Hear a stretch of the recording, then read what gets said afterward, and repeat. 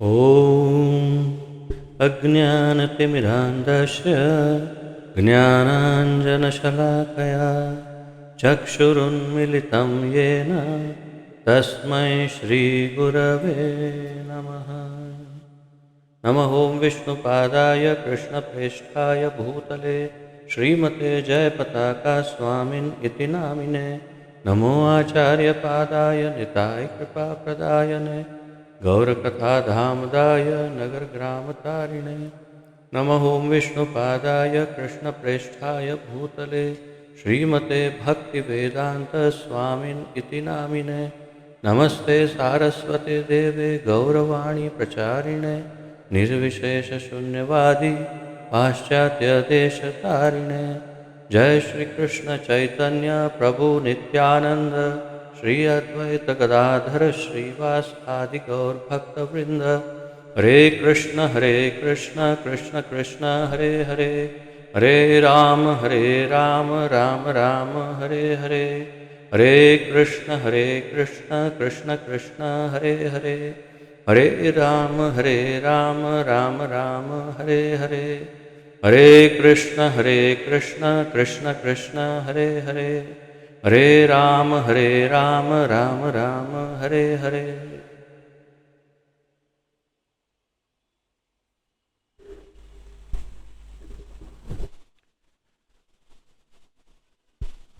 जगदोद्धारक पतित पावन कलयुग पावन श्री हरिनाम संकीर्तन यज्ञ युग धर्म हरिनाम संकीर्तन यज्ञ की जय। श्री हरे कृष्ण महामंत्र की जय। हरिनाम प्रभु की जय। पतित पावन जगत गुरु श्रील प्रभुपाद की जय। पतित पावन गुरुदेव की जय। आप सभी वैष्णव वृंद की जय।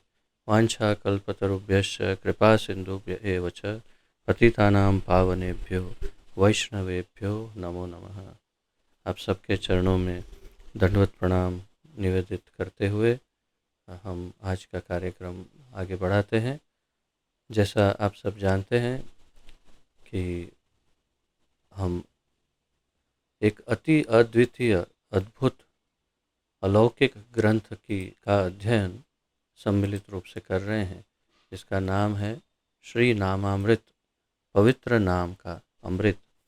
और इस ग्रंथ का संकलन, वास्तव में ये एक संकलित ग्रंथ है। इसका संकलन हुआ है श्रील प्रभुपाद जी द्वारा लिखित अनेक ग्रंथ जैसे श्रीमद् भागवतम, भगवत गीता आदि सभी ग्रंथों में जहाँ जहाँ श्रील प्रभुपाद जी ने हरे कृष्ण महामंत्र का महिमा जहाँ जहाँ कहा है, वहीं से सब कुछ इकट्ठा करके, एकत्रित करके यहाँ पर संकलित करके इस ग्रंथ को बनाया गया है। तो ये अति महत्वपूर्ण ग्रंथ है, जिसमें हम कलयुग पावन श्री हरिनाम संकीर्तन या हरे हरे कृष्ण महामंत्र का जो महत्व है उसे हम समझ सकते हैं। तो इसीलिए ये हम गौड़ीय वैष्णवों के लिए तो परम आवश्यक है ही, किंतु सभी वैष्णव हो या किसी भी परंपरा से जो भी जुड़े हैं, सभी के लिए, कलयुग के सभी लोगों के लिए ये परम महत्वपूर्ण ग्रंथ सिद्ध हो सकता है, जिसके द्वारा हम इस कलयुग में हमारे हर प्रकार के कष्टों का एकमात्र जो इसका उपाय है उसे हम ढूंढ सकते हैं, और वो बहुत ही सरल है, और वो है हरिनाम संकीर्तन। तो इसी के ऊपर ये पूरा ग्रंथ निर्भर है, और आइए हम सब मिल कर के उसका अध्ययन आगे बढ़ाते हैं। जो हमने पहले जहाँ से विराम लिया था वहीं से आगे बढ़ाएंगे। तो प्रथम अध्याय का छठा ये लघु एक क्षण मैं आपको पहले शेयर करता हूँ जी। तो ये प्रथम अध्याय में ही छठा इसका लघु अध्याय है, और उस लघु अध्याय का ये लघु शीर्षक है। और जो आपके सामने स्क्रीन पर है, और आशा है आप सब पढ़ पा रहे हैं इसे। ठीक है, तो आगे बढ़ते हैं। कलयुग में मन को नियंत्रित करने के की योग पद्धति को की तुलना में निरंतर पवित्र नाम का जप अधिक प्रभावी है। कलयुग में, अगर हमने कई दिनों से इसकी चर्चा हम कर ही रहे हैं, और आप सब लोगों ने बहुत स्पष्टता से इसको अ, सुना कि कई कई जितने भी प्रकार के योग हैं, वो सब में से कुछ भी कलयुग में सफल होने वाला नहीं है। आप चाहे ध्यान योग करो, आप ज्ञान योग का प्रयास करो, या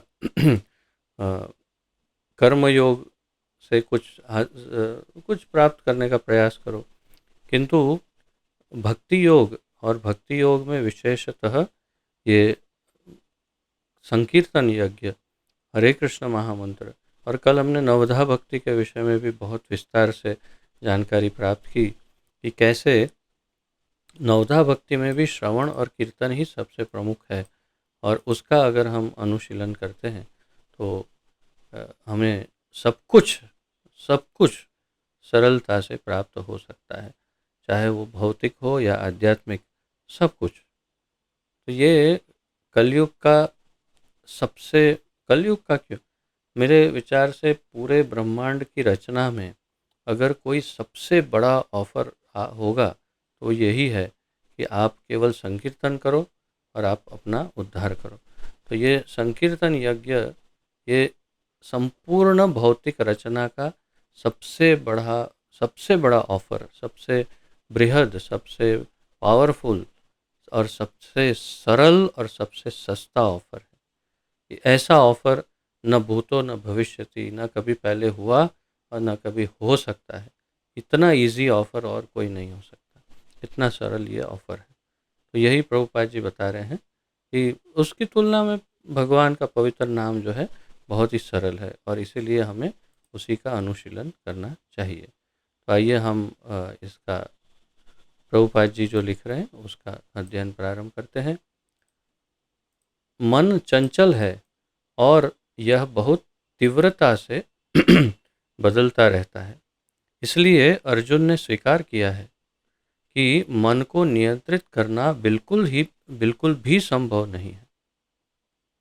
यह हवा को नियंत्रित करने जितना ही कठिन होगा।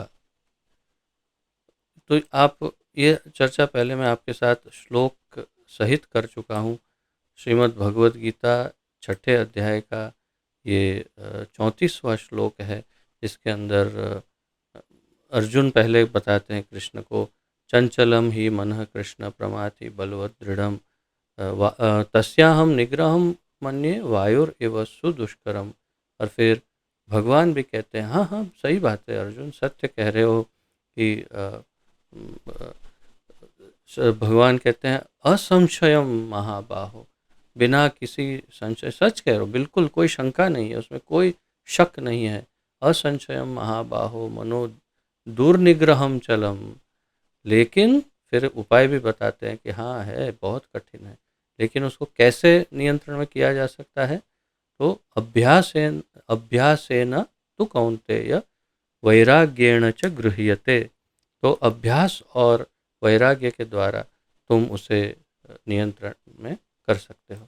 तो प्रभुपाद जी कह रहे हैं कि वायु जितना कठिन होता है नियंत्रण में करना, ऐसा ही हमारा मन होता है।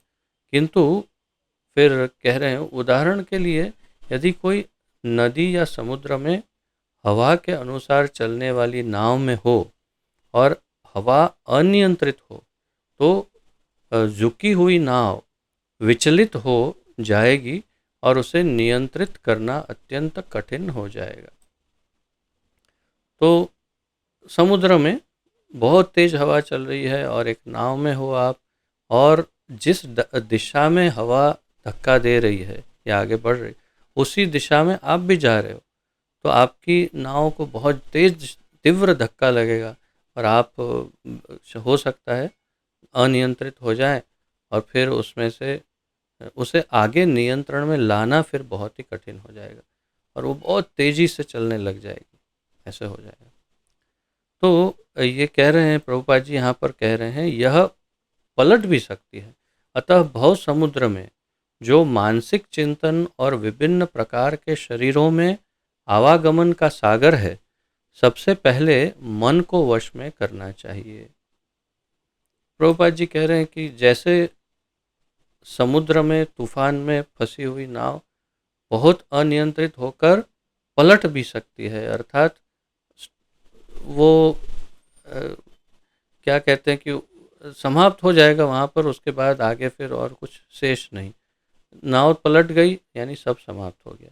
तो यदि आध्यात्मिक जीवन में या भवसागर में ही कह लीजिए, अगर हमारी नाव पलट गई तो जीवन समाप्त, वहीं पर अंत, और फिर आगे दूसरी दिशा यानी दूसरा जन्म, दूसरा प्रयास, और फिर उसमें न जाने ऐसे गुरु, ऐसा अवसर मिले ना मिले, और ऐसा ऑफर फिर दोबारा उस समय मिले ना मिले।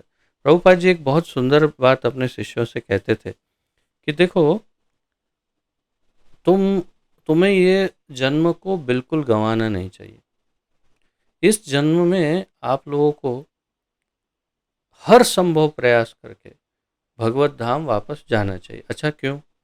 क्योंकि अब तो आप जुड़ तो गए हो इस्कॉन में, यानी भगवान का नाम तो लेने लगे हो, लेकिन अगर मान लो कि आप पूरी तरह से नहीं जुड़े, पूर्ण रूप से शरणागत नहीं हुए ठाकुर जी के, और हो सकता है कुछ आधा अधूरा रह जाए, लेकिन आपने बहुत सारे, एक तरह से आप बहुत ही सात्विक हो गए, पुण्यशाली हो गए, भगवान का नाम लिया, तो हो सकता है कुछ पुण्य अर्जित कर लो, और ये जीवन के अंत के बाद आप चले जाओगे स्वर्गलोक। स्वर्गलोक की जीवन अवधि मनुष्य के अनुसार 10,000 वर्ष है। यानी स्वर्ग में जो जाता है वहाँ 100 साल जीता है, जो ब्रह्मा जी है वो भी 100 साल जीते, लेकिन सबका टाइम फ्रेम जो है, टाइम पीरियड वो अलग रहता है। तो अ, जो स्वर्गलोक के 100 वर्ष है वो यहाँ मनुष्य के 10,000 वर्ष। तो प्रभुपाद जी कहते हैं आप 10,000 वर्ष के बाद फिर क्या होगा, क्षीणे पुण्य मर्त्य लोकम विशंति। तो आप जैसे ही पुण्य क्षीण होंगे, स्वर्ग से फेंक दिए जाओगे, और वापस कहाँ आओगे, इसी धरती लोक पर ही आओगे। अब धरती लोक पर जब आप 10,000 वर्ष के बाद आओगे, तब धरती पर से धर्म का संपूर्ण रूप से विनाश हो चुका होगा। प्रभुपाद जी ने ये हमारे शास्त्रों के आधार पर हमें बताया कि इस धरती पर अब केवल 10,000 वर्ष तक धर्म रहने वाला है। 10,000 में से वो भी कब से? तो कहा कि श्री चैतन्य महाप्रभु के आगमन से। अगर चैतन्य महाप्रभु के आगमन से 10,000 वर्ष गिने तो अब 9,500 वर्ष ही बाकी। तो कहने का तात्पर्य है कि प्रभुपाद जी का कि जब वो जीव वापस आएगा तब 9,500 वर्ष समाप्त, और धर्म का संपूर्ण रूप से नाश इस धरती पर से, और फिर कलयुग जो बाकी शेष कलयुग है, 4,15,000 ऐसा कुछ वर्ष का जो बाकी रहेगा, वो कलयुग, उसको उस समय उस कलयुग में बस घुटते ही रहना पड़ेगा, बार बार जन्म लेना, मृत्यु, ये वो, क्योंकि धर्म नहीं है तो मुक्ति नहीं है, बिना धर्म के मुक्ति हो नहीं सकती है। तो कैसे मुक्त होगा वो जीव? और फिर उसे वेट करना पड़ेगा, उसे ये इस बात का उसे कोई लाभ नहीं मिलेगा कि वो कलयुग के अंदर इतने अच्छे टाइम पर आया। तो ये बिल्कुल वैसे ही हो जाएगा जैसे एक बहुत बड़ा सेल लगा, बहुत बड़ी ऑफ़र आई और आपने मिस कर दिया, और फिर बाद में पछताए पछताए, खूब पछताए, रोए, लेकिन क्या फ़ायदा। अब पछताए क्या होवत है, जब चिड़िया चुग गई खेत। तो ऐसा एक हिंदी में मुहावरा है कि अब क्या पछताना, जब चिड़ियाएँ आकर पूरे खेत के दाने खा गए, पहले से तुमको कुछ करना चाहिए था।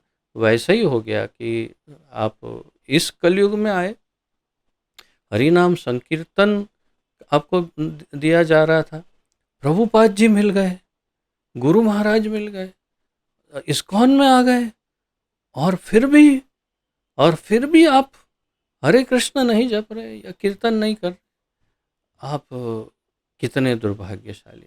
और चलो मान लो कि आधा अधूरा किया और फिर स्वर्ग चले गए, तो मिस कर जाएंगे। अच्छा, मान लो कि प्रभुपाद जी कह रहे थे अपने शिष्यों से, ये मान लीजिए कि अगर आप स्वर्ग में नहीं जाते लेकिन कोई सामान्य मृत्यु के बाद कोई दूसरा जन्म लेते थे, और कहीं उस टाइम पर आप किसी कारणवश भक्तों को न मिल पाए, ऐसे कर्म हो गए और भक्ति में नहीं जुड़ पाए, तब क्या होगा आपका?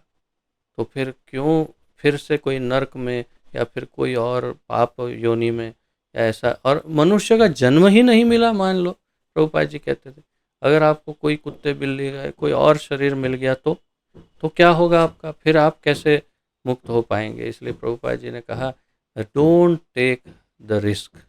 ये ये बहुत बड़ा खतरा है और इसे आप मत मोड़ लीजिए, और आप कृपया इसी जीवन में संकीर्तन करते हुए मुक्त हो करके आप भगवत धाम पुनः चले जाइए। ये बहुत सरल है इस कलयुग में, किंतु ये मौका बार बार नहीं मिलेगा। तो बात यही है कि हमारी नाव बीच में अगर कहीं पलट गई तो हो गया फिर बहुत लंबा चक्कर। 9,500 साल अगर चले गए स्वर्ग में, तब तो ये पूरा कलयुग वेट करो और फिर अगला सतयुग आ जाएगा। सतयुग में आपको 60,000 वर्ष तक ताप तप करना, ध्यान करना। क्यों ऐसा करना है? केवल हरिनाम संकीर्तन से अगर मुक्त हो सकते हो। और अगर कोई निम्न योनि प्राप्त हो गई तो यानी ये सब नाव पलटने की बातें हैं। इसलिए हमें बहुत दृढ़ता पूर्वक हरि नाम को चिपक के रहना चाहिए। केवल ये हरि नाम ही हमें बचा लेगा, इसमें कोई संशय नहीं है। श्रद्धा रखनी होगी पूर्ण रूप से, और मन को बहुत ही अ, मुझे स्मरण है जब मैं 10वीं कक्षा या 12वीं कक्षा में, वास्तव में जो हमारे टाइम पे बोर्ड था, अब पता नहीं क्या है, तो बोर्ड के समय पर मेरी माता मुझे हर समय बोला करती थी, अरे पढ़ पढ़ पढ़, और यही एक वर्ष है, इसमें अगर तू ठीक से पढ़ लेगा तो फिर आगे जीवन बहुत ही सुंदर बन जाएगा। ये बिल्कुल भौतिक उदाहरण है, और मैं इसका ये नहीं है कि मैं समर्थन कर रहा हूँ इस बात का, किंतु ये भौतिकता की का उदाहरण है। लेकिन हाँ, अगर भौतिक दृष्टिकोण से देखा जाए तो ये बिल्कुल उचित है। क्यों? क्योंकि जब कभी कोई 12वीं कक्षा बोर्ड में अगर सही ढंग से पढ़ता नहीं और कोई सामान्य मार्क्स लाता है, या फिर कि थोड़े से मार्क्स के लिए रह जाता है, तो बहुत पछताता है, क्योंकि अब दूसरा मौका नहीं मिलने वाला है। उसमें कोई दूसरे मौके की गुंजाइश नहीं। फेल हो गया तो मौका मिलेगा, लेकिन अगर पास हो गया है और कम मार्क्स आए हैं तो अब क्या करेगा? तो जीवन भर पछताओ फिर। तो यही बात प्रभुपाद जी हमें समझाना चाहते हैं कि ऐसा ये एक ही मात्र मौका है, बहुत ही सरल है, इतना सरल है कि इसकी कोई लिमिट ही नहीं है। अगर कुछ और नहीं आता तो कुछ और मत करो, सिर्फ हरिनाम संकीर्तन करते रहो, करते रहो, करते रहो, करते रहो। सिर्फ हरिनाम, हरिनाम, सिर्फ हरिनाम, और बस हरेर नाम, हरेर नाम, हरेर नामैव केवलम, कलौ नास्ति एव नास्ति एव नास्ति एव गतिर अन्यथा। ये बहुत स्पष्ट है। इसलिए इस मौके को तो नहीं छोड़ना चाहिए। हमेशा आपके रूम में चैंटिंग मशीन श्री प्रभुपाद जी का, जो जिनकी आवाज़ में हमेशा कीर्तन या जप मंत्र का चालू रहे, और आपकी जिह्वा पर भी यदि संभव हो तो हर समय हरे कृष्ण चलता रहे, आपके मन में चलता रहे, और जितना हो सकता है आप कीर्तन और जप करते रहें, तो आपका बेड़ा पार है निश्चित रूप से। आगे प्रभुपाद जी समझाएंगे कि कैसे भगवान की शरण और नाम, ये दोनों हमें मुक्ति दिला सकता है। तो ये पलट भी सकती है। अतः भव समुद्र में जो मानसिक चिंतन और विभिन्न प्रकार के शरीरों में आवागमन का सागर है, सबसे पहले मन को वश में करना चाहिए, और मन को पहले वश में कर लेना चाहिए। मन वही नाव की तरह है, तो नियमित अभ्यास द्वारा मन को वश में किया जा सकता है। जैसे भगवान ने कहा, अभ्यास से न तो कौन थे, और यही योग पद्धति अभ्यास योग युक्तेन भगवद गीता 8.8 का उद्देश्य है। भगवद गीता 8वें अध्याय का 8वां जो श्लोक है उसमें भी भगवान इसी तरह से कह रहे हैं, और अ, यहाँ उसका एक छोटा सा अंश प्रभुपाद जी ने अ, हमारे सामने प्रस्तुत किया है। अभ्यास योग युक्तेन, तो अभ्यास के द्वारा, और फिर यही बात 6 पॉइंट उससे पहले 6.35 में कही भगवान ने कि अभ्यासेन तो कौन्तेय वैराग्येन च गृह्यते। तो किंतु योग पद्धति में विशेषकर इस कलयुग में असफलता की संभावना बनी रहती है, क्योंकि योग पद्धति कृत्रिम साधनों का प्रयोग करती है। अब योग पद्धति के विषय में प्रभुपाद जी कह रहे हैं, किंतु योग पद्धति में विशेषकर कलयुग में, पहले के युग में योग पद्धति शुद्ध थी, उसमें कोई मिलावट नहीं, कोई उपकरण नहीं, कोई बाह्य कोई साधन नहीं, और उन्हीं के द्वारा बहुत ही सुंदर ढंग से योग को सफल किया जा सकता था। जो योग की पद्धति थी अष्टांग योग क्रियाएं, तो वो सब क्रियाएं जो भी थी उसे सिद्ध किया जा सकता है।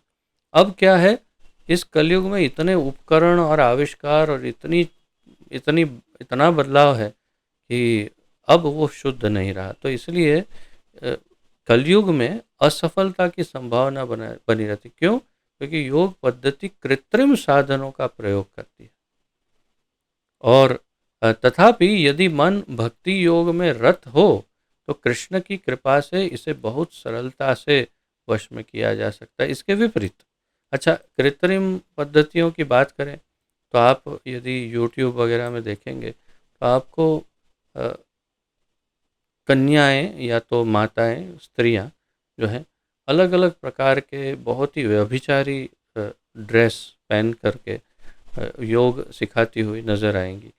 और कोई बड़ी बड़ी अभिनेत्रियां या मॉडल आदि, और कोई ऐसी स्त्रियां जो जिनके शरीर बहुत पतले हों, तो फिर वे कुछ अतिशय व्यभिचारी ड्रेसेस को पहन करके पोशाक पहन करके प्रस्तुत करती हैं अपने योग आदि। अब ये प्रयास ये करते हैं कि वे वे ये जताना चाहती कि ये बिल्कुल शुद्ध है, हम आपको बहुत ही अच्छे से आपके शरीर को स्वस्थ रखने के लिए, देखिए कहीं भी इसमें समाधि साधना या ध्यान आदि की कोई बात नहीं, आपके शरीर को स्वस्थ रखने के लिए बहुत अच्छा योग सिखा रहे हैं हम।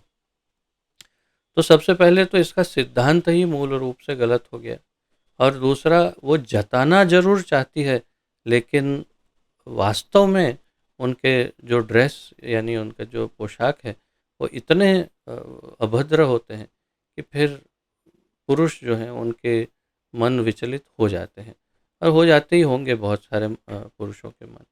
लेकिन फिर भी ये जताना हाँ हाँ, नहीं नहीं ये बहुत अच्छा।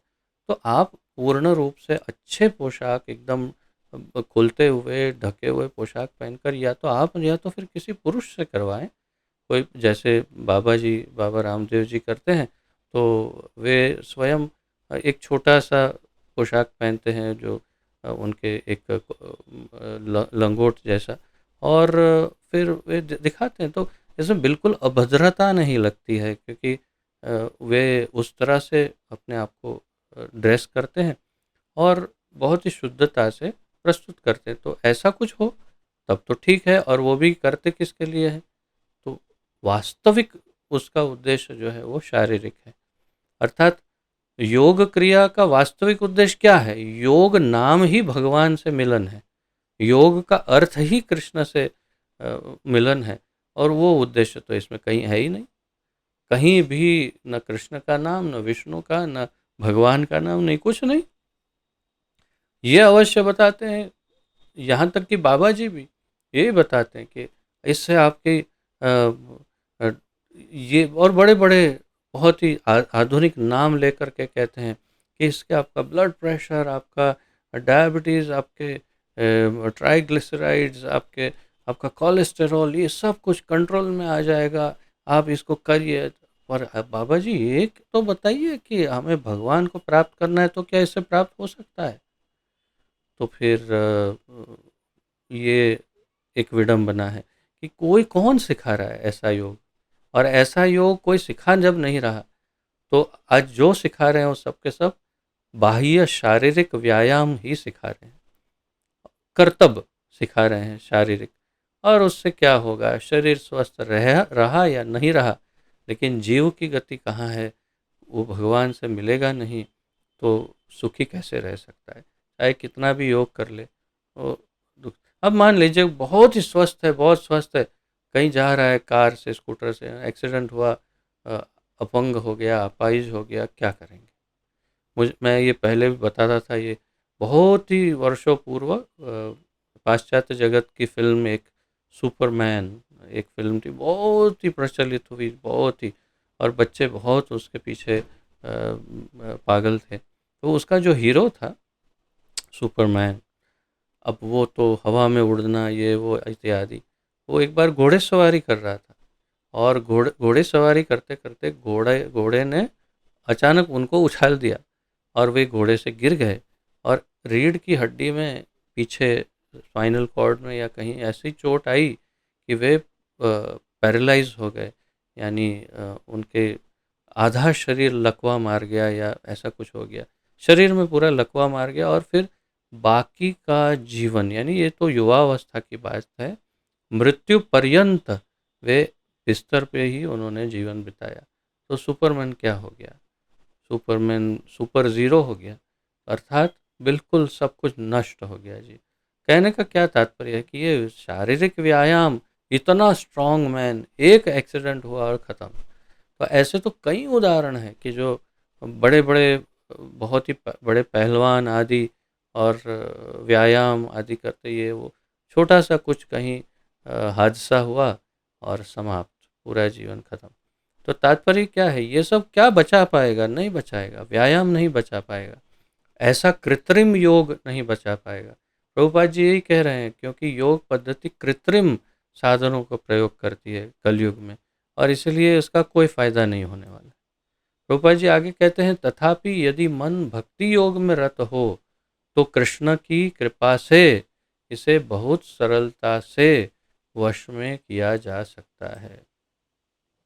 किंतु यदि हम भक्ति योग में हैं और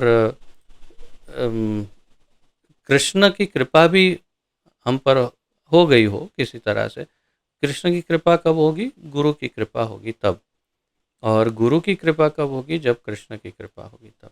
तो गुरु कृष्ण प्रसादे पाए भक्ति लता बीज, तो गुरु और कृष्ण दोनों की कृपा मिलेगी तब हमें संपूर्ण सफलता और भक्ति प्राप्त होगी। तो यहाँ पर कह रहे हैं कि भक्ति योग में कोई रत हो तो उसे कृष्ण की कृपा से इसे बहुत सरलता से वश में किया जा सकता है। किसको? मन को। तो यहाँ कृष्ण की कृपा आवश्यक है। केवल अगर इसे भी कृत्रिम रूप से प्रयोग में लिया जाए तो शायद ना भी हो। मैं क्या कहना चाह रहा हूँ, मैं ये कहना चाह रहा हूँ कि जैसे अष्टांग योग, और उसमें भी योग आसन और प्राणायाम, तो योग आसन और प्राणायाम का प्रयोजन भगवत प्राप्ति है और कोई प्रयोजन नहीं है, लेकिन उसे प्रयोग में लिया अपने शरीर को स्वस्थ करने के लिए, तो भगवत प्राप्ति नहीं होगी और वो व्यायाम ही करता रह जाएगा। उसी तरह अगर भगवान का नाम, अगर मान लो कि उसे मन को कंट्रोल में करना है, लेकिन और उसने सुना कि मंत्र, यानी मन को, मनः त्रायते इति मंत्र, यानी मंत्र के द्वारा मन को कंट्रोल में किया जा सकता है, तो चलिए ट्राई करते हैं, हरे कृष्ण का जप करते हैं और मन को कंट्रोल में करते हैं। वो क्यों करना चाह रहा है, हरे कृष्ण क्यों जपना चाहता है? वो हरे कृष्ण जपना चाहता है मन को कंट्रोल में करने के लिए।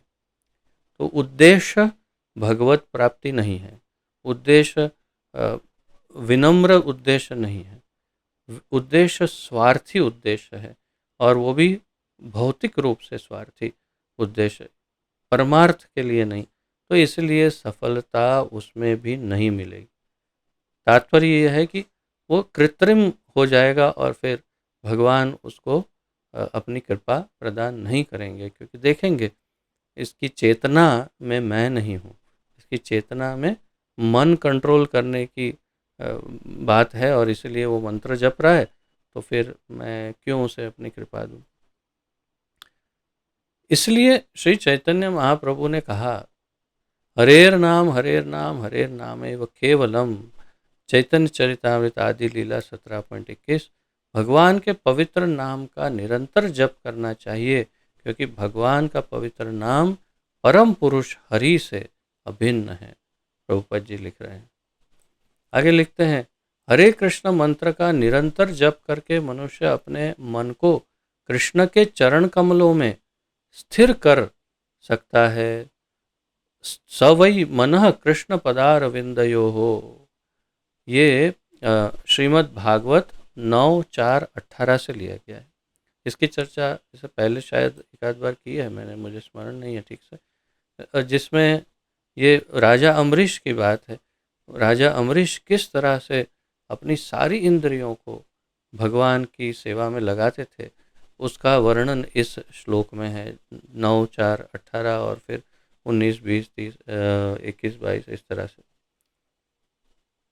तो सबसे पहले सवई मनः कृष्ण पदारविंदयो, तो उन्होंने अपने मन को कृष्ण के चरण कमलों में नियुक्त कर दिया। तो अपना मन कैसे कंट्रोल किया अम्बरीश राजा ने? उन्होंने अपने मन को संपूर्ण रूप से कृष्ण के चरणों में स्थिर कर दिया। अर्थात कभी भी चिंतन करते, विचार करते, सोचते तो केवल कृष्ण के चरणारविंद के विषय में ही सोचते, केवल कृष्ण के चरण कमलों के विषय में, उन्हीं के विषय में सोचते। उस तरह से उन्होंने अपनी सारी इंद्रियों को, एक एक इंद्रिय को भगवान की सेवा में नियुक्त कर दिया। वो एक अपने आप में पूर्ण एक विषय है, इसलिए मैं उसमें ज़्यादा गहराई में नहीं जा रहा हूँ। आप स्वयं पढ़ सकते हैं, इतना तो आप स्वयं कर ही सकते हैं। अगर रुचि जागृत हो रही हो तो श्रीमद् भागवतम 9:4-18 आप खोलिए और पढ़िए कि किस तरह से इन्होंने अपनी सारी इंद्रियों को नियुक्त कर दिया भगवान की सेवा में। एक एक इंद्रिय एक एक सेवा कर रही है भगवान की, पूर्ण रूप से संपूर्ण समर्पण, संपूर्ण शरणागति। तो तात्पर्य यह है कि प्रभुपाद जी कह रहे हैं कि हरे कृष्ण मंत्र का निरंतर जप करके मनुष्य अपने मन को कृष्ण के चरण कमलों में स्थिर कर सकता है। तो हमारे लिए उन्होंने कैसे किया होगा, कौन सा मंत्र जपा होगा, इसका हम इसकी चर्चा नहीं करें, किंतु हम अगर हरे कृष्ण महामंत्र का जप करते हैं, कीर्तन करते हैं, तो हमारा मन अवश्य ही कृष्ण के चरण कमलों में स्थिर हो जाए। प्रभुपाद जी कह रहे हैं, आश्वासन दे रहे हैं। और इस प्रकार योग सिद्धि प्राप्त कर सकते हैं या कर सकता है जो साधक है। तो मन जब कृष्ण के चरण कमलों में स्थिर हो जाएगा तो हम योग सिद्धि प्राप्त कर सकते हैं। अर्थात योग का अर्थ बहुत स्पष्टता से समझना होगा, शारीरिक व्यायाम नहीं है, नहीं है, नहीं है।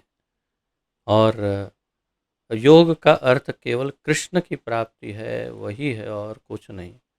तो अगर आपको भगवान की प्राप्ति करनी हो, योग सिद्ध करना हो, योगी बनना हो वास्तविक, और सिद्धि को प्राप्त करना हो, तो एक रास्ता मात्र कलयुग में है, हरे कृष्ण मंत्र का निरंतर जप और कीर्तन, और उससे मन कृष्ण के चरणों में स्थिर होगा और आपके योग की सिद्धि हो जाएगी। प्रभुपाद जी कह रहे हैं, अन्यथा चंचल मन इंद्रिय भोग के लिए मानसिक चिंतन के मंच पर ही मंडराता रहेगा और मनुष्य को एक शरीर से दूसरे शरीर में देहांतरण करना पड़ेगा।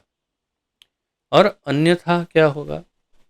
चंचल मन इंद्रिय भोग में आपको खींचता रहेगा। आप देखिए, अपने मन को ऑब्जर्व कीजिए, ऑब्जर्व कीजिए अर्थात निरीक्षण कीजिए, देखिए, केवल अंदर देखिए कि मन किधर जा रहा है, क्या सोच रहा है, क्या देख रहा है। आप देखेंगे कि अधिक से अधिक समय वो भोगों की तरफ जा रहा है। हर प्रकार के भोग, हर एक इंद्रियों को वो आनंद देने का कार्य करता है। मन क्या है? मन है इंद्रियों का दास, इसीलिए है सदा उदास। क्या बात है, अच्छी कविता बन गई। मन क्या है? इंद्रियों का दास, इसीलिए है सदा उदास। लेकिन जैसे ही बनेगा कृष्ण का दास, उसके हृदय में भर जाएगा उल्लास। वाह वाह, क्या कविता बन गई। तो कृष्ण के चरण कमलों में, कृष्ण की सेवा में, कृष्ण के लिए अगर हमारा मन नियुक्त हो जाएगा, तो मन के साथ साथ सारी इंद्रियां नियुक्त हो जाएगी, क्योंकि मन सबका एजेंट है, सभी इंद्रियों का। और सारी इंद्रियां मन की बात मानती हैं। मन मन जो कहता है वही, तो मन के पीछे पीछे इंद्रियां भागती है।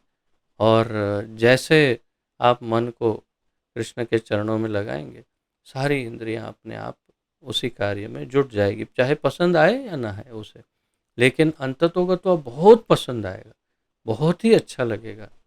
जब आप सभी भक्तों का तो सबका ही अनुभव है, जो कभी कोई अनुभव किसी ने नहीं किया हो तो उसे ये अवश्य अनुभव करना चाहिए कि यदि आप अ, कृष्ण प्रसाद प्राप्त करते हैं, चाहे वो कोई कुछ भी हो सकता है, खिचड़ी हो सकती है, चाहे वो रोटी सब्जी हो सकती है, चाहे कुछ भी सिंपल से सिंपल हो सकता है, या फिर कोई बहुत विशेष पकवान भी हो सकते हैं।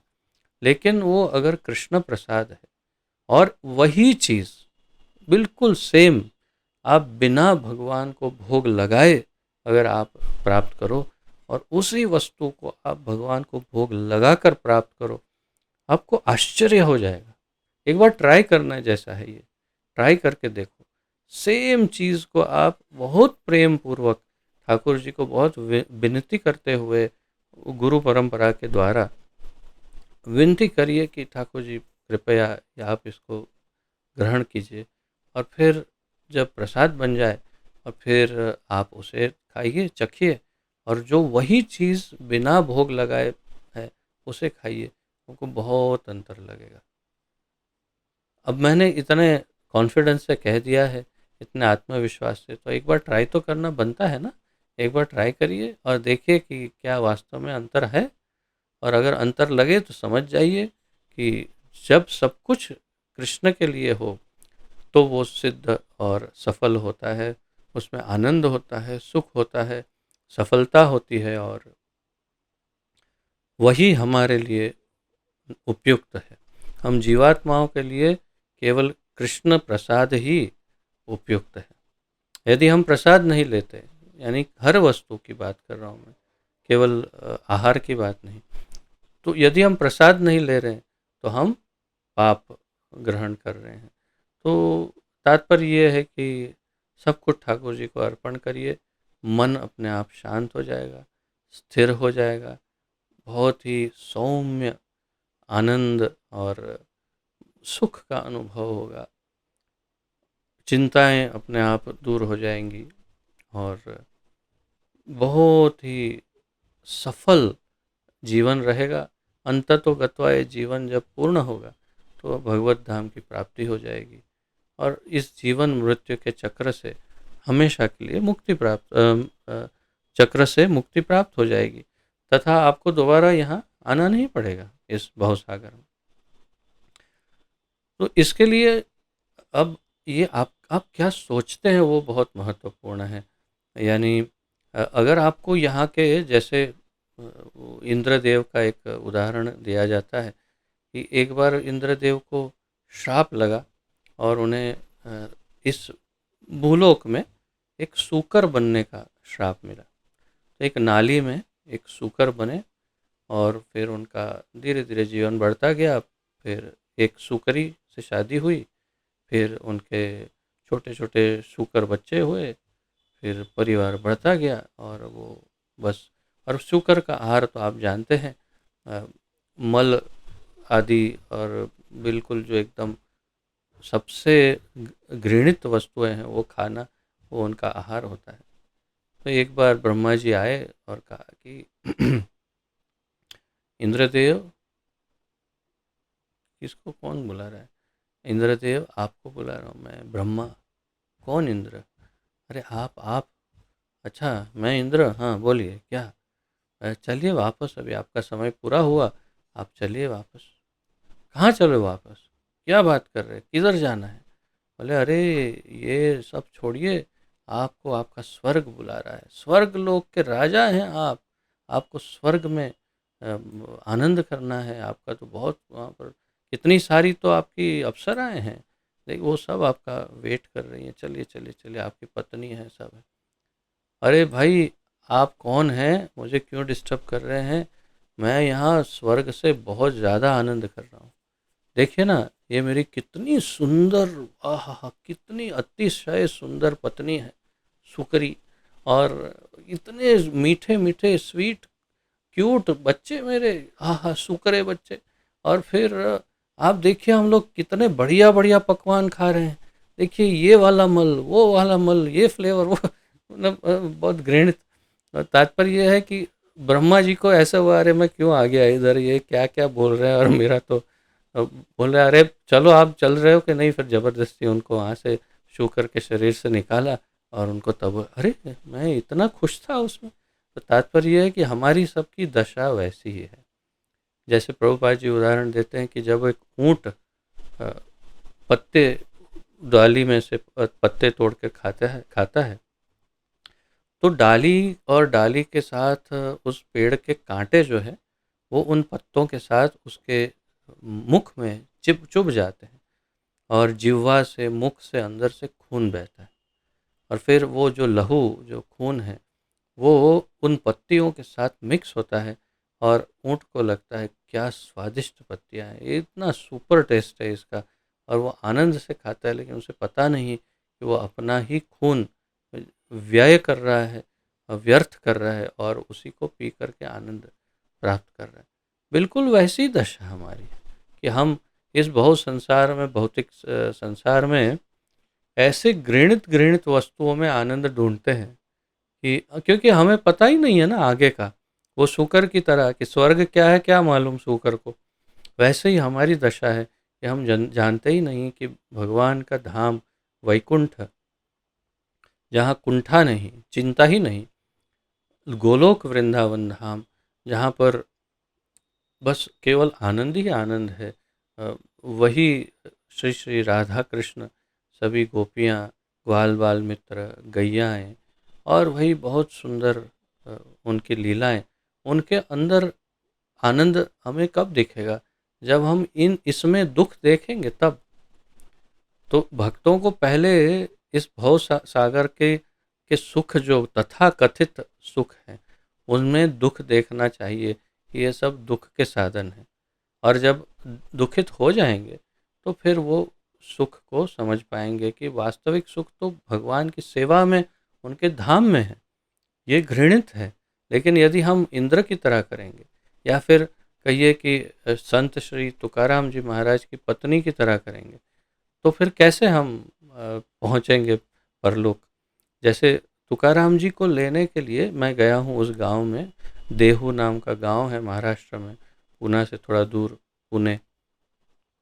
तो देहू में उन्होंने नदी किनारे पर एक स्थान बनाया है, बहुत बड़ा स्तंभ है, और वहाँ पर बड़े बड़े अक्षरों में लिखा है गरुड़ स्तंभ। और ये वो जगह है जहाँ पर सभी गांव वालों के सामने वैकुंठ से गरुड़ देव का विमान, यानी वो आए, और तुकाराम जी सदेह अपने शरीर के साथ उस विमान के अंदर चढ़ गए, और वे धाम चले गए, भगवान के वैकुंठ धाम।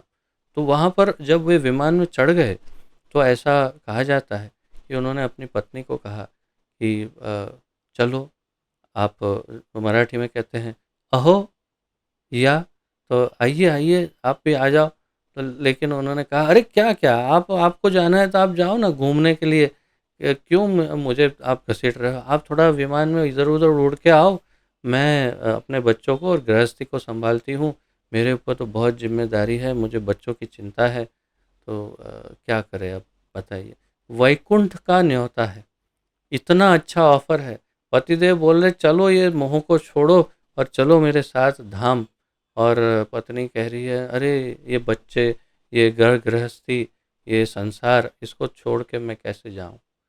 तो ऐसी दशा हमारी ना हो, इसलिए हमें बहुत ही सावधान रहना होगा।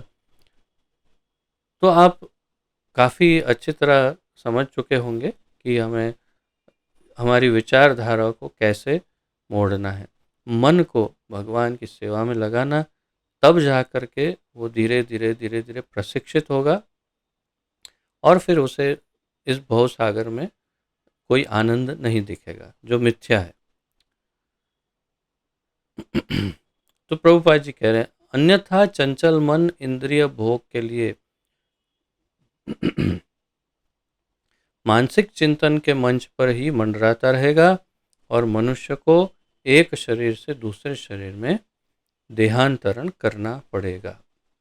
आ ब्रह्म भुवना लोका पुनरावर्तिनो अर्जुन माम उपेत्य तो कौन्तेय पुनर्जन्म न विद्यते। तो ये भवसागर 14 भुवन, ब्रह्मलोक से लेकर पाताल लोक तक, इसमें पुनरावर्तन है। ब्रह्मा जी से लेकर के पाताल लोक के जीव तक सभी को मृत्यु आती है, सबको जीवन चक्र, जीवन मृत्यु के चक्र में घूमना पड़ता है। और ये तब होता है जब मन कृष्ण में निवेशित न हो। ये लिया गया था श्रीमद् भागवत दसम स्कंद प्रथम अध्याय के 42वें श्लोक से। अब आगे बढ़ते हैं। मन अपनी चंचलता और चंचल प्रकृति के कारण जहाँ कहीं भी भटकता है, उसे अवश्य ही वहाँ से हटाकर आत्मा के वश में कर लेना चाहिए। भगवत गीता 6.26। यही वास्तविक यौगिक प्रक्रिया है, प्रभुपाद जी कह रहे हैं। तो भगवान कहते हैं मन, ये छठा अध्याय ये सब ध्यान योग की प्रक्रिया के विषय में है। तो उसमें भगवान कहते हैं मन अपनी चंचलता और चंचल प्रकृति के कारण जहाँ कहीं भी भटक रहा हो, उसे अवश्य ही वहाँ से हटाकर आत्मा के वश में कर लें। अच्छा, आत्मा के वश में कैसे होगा भाई? ये हमसे तो होने वाला नहीं, आत्मा के वश में। और यही ट्राई करते हैं जो योगी जन होते हैं, ध्यान योगी। वे भगवान के चरणों में नहीं लगाते, वे उसे आत्मा के वश में करने का प्रयास करते हैं। इसलिए फिर विश्वामित्र जी जैसा हो भी सकता है। 60,000 वर्ष तक उन्होंने मन को वश में रखा, 60,000 वर्ष। और 60,000 वर्ष मन को वश में रखने के बाद जब मेनका जी आई तो शायद 60 मिनट का परफॉर्मेंस दिया होगा, सुपर डांस शो। और वो जो उन्होंने डांस परफॉर्मेंस दिया 60 मिनट, तो 60,000 वर्ष का उनका तप जो है, समझ गए ना। तो और फिर बाद में तो कहने का क्या तात्पर्य, 60,000 वर्ष तक कृत्रिम रूप से यदि मन को कंट्रोल में रखेंगे तो कोई ना कोई मेनका आकर के उसे भंग कर देगी। ये भगवान की रचना है। लेकिन यदि हम उस मन को भगवान के ही चरणों में लगा देंगे तो फिर 60 करोड़ वर्ष क्यों ना बीत जाए, चाहे अनंत युगों युग बीत जाए, लेकिन कभी मन विचलित नहीं होगा। तो उसका क्या उदाहरण है, आप पूछ सकते हैं, पूछिए ना। तो उसके दो उदाहरण हैं। एक उदाहरण हरिदास ठाकुर का है और दूसरा उदाहरण भी हरिदास ठाकुर का है। कैसे? श्रील हरिदास ठाकुर के जीवन में 2 बार ऐसी परीक्षा आई। एक बार वो हीरा कहते हैं उसे, कई बार मैंने कहीं कहीं पढ़ा है। तो वो एक वैश्या थी, उसे वो वहाँ के किसी नवाब या काजी ने, किसी ने भेजा उनके पास कि जाओ जाके हीरा, वो जो हरिदास बहुत बड़े एक संत बनकर घूमते हैं ना, उनका आप जो क्या कहते हैं ब्रह्मचर्य व्रत या जो कुछ भी होता है हिंदुओं का, वो भंग करा दो। समझ गई ना आप? जाओ, बहुत सरल है आपके लिए। तो वो उसने क्या किया, वो जो वैश्या है वो हरिदास ठाकुर की कुटिया एकांत में बिल्कुल अलग रहते थे, कुटिया बना करके, और एक दिन में 3 लाख नाम जप जप करते थे। तो वो हरिदास ठाकुर की कुटिया के पास आई, बैठ गई। हरिदास ठाकुर ने पूछा, क्या है? बोले, आपसे कुछ कार्य है। क्या कार्य है? बोले, मैं आपके साथ संग करना चाहती हूँ। बोले, तो एक काम करते हैं, मैं मेरा जो नित्य क्रम है जो जप का, वो मेरा आज का कोटा फिनिश कर लूँ, फिर मैं आपको अवश्य ही आपकी इच्छा पूर्ण करूँगा। तो आप बैठिए, विराजिए, स्थान ग्रहण कीजिए। तो वो वैश्या बैठ गई। हरिदास ठाकुर जप करते रहे, करते रहे, करते रहे। एक दिन बीत गया, वैश्या चली गई। फिर दूसरे दिन आई, फिर वही बात। फिर हरिदास ठाकुर ने कहा, आइए आप बैठिए, मैं मेरा आज का कोटा फिनिश कर लूँ। आप लेकिन वेट नहीं करती, चली जाती है, वेट करो। फिर दूसरे दिन बहुत घंटे बीत गए, 17-18 घंटे वो उसके उससे व्याकुल हो गई, चली गई। तीसरे दिन आई वापस, वैसे ही बैठी।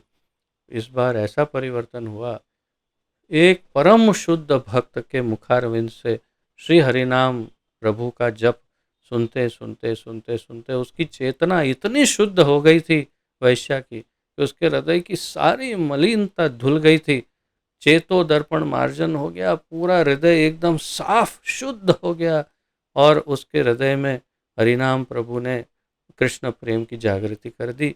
और वो भी साथ साथ में अज्ञानता से ही नाम जप करने लग गए हरिदास ठाकुर के साथ।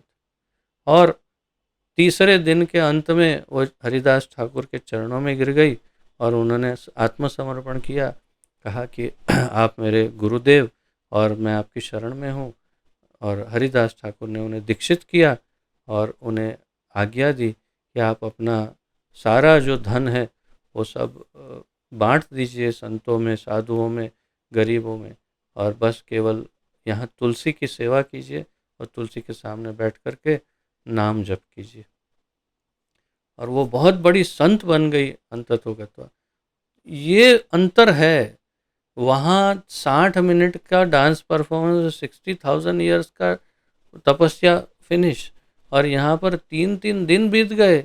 लेकिन हरिदास ठाकुर तो विचलित होने की बात अलग है, वो स्वयं जो है वैश्या ही बदल गई और वो एक शुद्ध भक्त बन गई, एक वैष्णवी बन गई। इसी प्रकार उनकी और एक बार माया देवी ने परीक्षा ली, साक्षात माया देवी आई उनके सामने, वो भी हार के चली गई। हरिदास ठाकुर की विजय हुई, क्योंकि वह भक्त ने भगवान के चरणों में मन को निवेशित किया है। जिस व्यक्ति का मन भगवान के चरणारविंद में निवेशित होता है, उसे फिर माया नहीं हरा सकती। भगवान भी कहते हैं कि दैवी ऐसा गुणमयी मम माया दुरत्यया मामेव ये प्रपद्यन्ते मायाम एताम तरन्ति ते। केवल जो मेरी शरण में आता है वही इस माया को पार कर सकता है। तो चाहे कितनी भी साधना करो, मन को कंट्रोल करने का कितना ही प्रयास करो, माइंड कंट्रोल, लेकिन एक दिन कोई ना कोई मेनका आके भंग कर जाएगी, ये निश्चित है। किंतु कृष्ण में मन लगाओ तो कभी कोई साक्षात माया ही क्यों ना आए। ये मेनका क्या है माया के सामने? माया तो साक्षात माया देवी प्रत्यक्ष आई और हरिदास ठाकुर के सामने हार गई। तो ये अंतर है दोनों में। तो भगवत गीता 6.26 में ये कहा। और फिर आगे प्रभुपाद जी लिखते हैं, यदि आप अपने मन को कृष्ण पर एकाग्र करने का प्रयास कर रहे हैं और मन भटक रहा है, किसी सिनेमा या कहीं और भटक रहा है, तो आपको मन को यह सोचकर एकाग्र कर लेना चाहिए, कृपया वहां नहीं यहाँ, मन को कह रहे हैं प्रभुपाद जी, कृपया वहां नहीं, यहाँ यहाँ यहाँ। यही योग है, मन को कृष्ण से भटकने न देना। योग किसे कहते हैं? योग कहते हैं जहां मन कृष्ण से भटके नहीं। तो always remember Krishna, never forget Krishna, Prabhupada ji बताते। जो शास्त्र का श्लोक है वही कि स्मर्तव्यः सततं विष्णोर विस्मर्तव्यो न जातुचित सर्वे विधि निषेधास्योर एतयोर एव किंकराः। स्मर्तव्यः सततं विष्णोर, हमेशा विष्णु या कृष्ण को स्मरण करो। विस्मर्तव्यो न जातुचित, और कभी कृष्ण या विष्णु को भूलो मत, यानी never forget Krishna, always remember Krishna, never forget Krishna. यही बात कि कभी भी कृष्ण को भूलो नहीं, हमेशा कृष्ण को ही याद करो बस। और फिर सबसे बड़ी बात तो इस श्लोक में क्या कही, सर्वे विधि निषेधास्योर एतयोर एव किंकरः। जितने भी बाकी के नियम हैं, जितने भी नियम हमारे जीवन में, आध्यात्मिक जीवन के जितने नियम हैं, वो सारे के सारे नियम इन दो नियमों के दास होने चाहिए, दास हैं। कौन से दो नियम के? हमेशा कृष्ण को याद करो, कभी कृष्ण को भूलो नहीं। सारे नियम इन दोनों ही नियम के दास होने चाहिए, ये हमें याद रखना है। अर्थात सबसे महत्वपूर्ण है मन को कृष्ण में लगाना, यही प्रभुपाद जी कह रहे हैं यहाँ पर। एक स्थान पर बैठकर प्रभुपाद जी आगे बताते हैं, मन को कृष्ण पर स्थिर रखने के लिए बहुत गहन अभ्यास की आवश्यकता होती है। निश्चय ही एक ऐसे स्थान पर जैसे एकांत हो, जहाँ आवाज़ ना हो। कल ही मैंने चर्चा की थी वो साउंड प्रूफ स्टूडियो की, और सब ऐसी कोई जगह, और फिर उसमें एकाग्रचित से कृष्ण पर ध्यान लगाना, लेकिन ये बहुत कठिन है। तो यह वास्तव में बहुत कठिन कार्य है, प्रभुपाद जी कह रहे हैं। यदि कोई इतना अभ्यस्त नहीं है और इस प्रक्रिया का अनुकरण करने का प्रयास करता है, तो वह निश्चित रूप से भ्रमित हो जाएगा। और यदि कोई इसका अनुकरण करने का प्रयास करता है कि हाँ ये बाबा कर रहे हैं, वो बाबा कर रहे हैं, ये चलो हम भी एक रूम में बैठ करके एकांत में कृष्ण पर ध्यान लगाएंगे, तो आप बाबा बन जाएंगे, हम भी एक दिन बाबा बन जाएंगे बहुत बड़े। तो पता नहीं, मैं बोल नहीं सकता, वो भी सकता है। तो इससे क्या होगा, वह निश्चित रूप से भ्रमित हो जाएगा। प्रभुपाद जी कह रहे वो भ्रमित हो जाएगा, और वो अपने आप को ही कुछ समझने तो लग जाएगा, लेकिन वास्तविक उसके हाथ में कुछ नहीं आएगा। न भगवत दर्शन, न भगवत कृपा, न कुछ नहीं मिलने वाला, कुछ नहीं मिलेगा। इसके बदले हमें सदैव कृष्ण भावनामृत में लीन रहना चाहिए, प्रभुपाद जी कह रहे हैं, और अपने हर कार्य को कृष्ण के अनुरूप करना चाहिए। हमारे सामान्य कार्यकलापों को इस प्रकार ढालना चाहिए कि वे कृष्ण के लिए हों। इस प्रकार मन कृष्ण पर स्थिर रहेगा। प्रभुपाद जी ने फॉर्मूला दे दिया और मैंने इसे मार्क किया। फिर से पढ़े, हमें सदैव कृष्ण भावनामृत में लीन रहना चाहिए और अपने हर कार्य को कृष्ण के अनुरूप करना चाहिए। पूछिए अपने आप को, क्या मेरा हर कार्य कृष्ण के अनुरूप है? हमारे सामान्य कार्यकलापों, यानी सामान्य जो भी कर रहे हैं हम दिन में, इस प्रकार ढालना चाहिए कि वे कृष्ण के लिए हो। इस प्रकार मन कृष्ण पर स्थिर रहेगा। अब जो माताएं हैं उनसे प्रश्न ये है, क्या आप जो कुछ भी दिन में कर रही है, जैसे कुछ कुकिंग कर रही है, कुछ पका रही है, या फिर जो कोई भी कार्य कर रही है, क्या वो कृष्ण के लिए कर रही है? पूछे अपने आप को, क्या आज का कुकिंग, तो आज मुझे ये खाने का मन है तो इसलिए मैं आज ये पकाऊंगी, ये कृष्ण के लिए नहीं है। आज मेरे गोपाल जो हैं इतने मधुर है, ये गोपाल को आज क्या पसंद होगा, थोड़ा सोचें। हाँ, आज लगता है इनको शायद ये पसंद आएगा। हाँ ठीक है गोपाल जी, आपको ये पसंद आएगा, मैं आज बना रही हूँ आपके लिए। हाँ, और फिर उसी भाव से जब भोगशाला में जाए तो हे राधा रानी कृपया आप पधारिए। यशोदा मैया भी आपके हाथ से ही कुकिंग करवाती थी, क्योंकि आपको वरदान है कि आप जो भी पकाएंगी वो लेने के बाद व्यक्ति अ, सदैव स्वस्थ रहेगा। तो कृष्ण के लिए आपको पहले से ही अभ्यास है पकाने के लिए। आप पधारिए भोगशाला में और भोग बनाइए, मैं आपकी दासी बनकर आपकी सेवा करूंगी। भाव ये रहे। अभी लीलामृता लक्ष्मी भोगशाला में है और अवश्य ही मेरा लेक्चर लाइव सुन रही है अलग मोबाइल से, और ये सुन रही होगी तो लीलामृता लक्ष्मी आप भाव यही रखिएगा कि हे ठाकुर जी, मैं आपके आनंद के लिए, हे निमाई निताय, आपके आनंद के लिए हम आज ये पकाएंगे। और हे राधा रानी आप पधारिए और आप ये भोग बनाइए, मैं आपकी सेविका बन के आपकी सहायता करूंगी। और फिर आप देखिए मन पूर्ण रूप से कृष्ण में निवेशित होगा। मन में यही विचार आएंगे कि कितना सुंदर, बहुत ही आपको भाव आपका पूर्ण रूप से बदल जाए। फिर जब वो भोग लगाएंगे तो भगवान निश्चित रूप से ग्रहण करेंगे।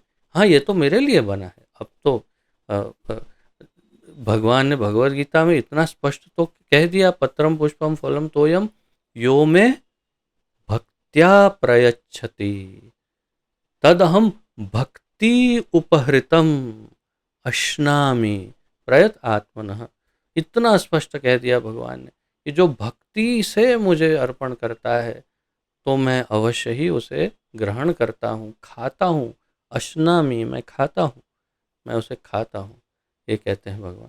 तो वो लेंगे, जब प्रसाद हो जाएगा और फिर वो आप लेंगे, आपके परिवारजन लेंगे, तो फिर कहना ही क्या। तो पूर्ण रूप से मन जो है वो कृष्ण भावना भावित रहेगा।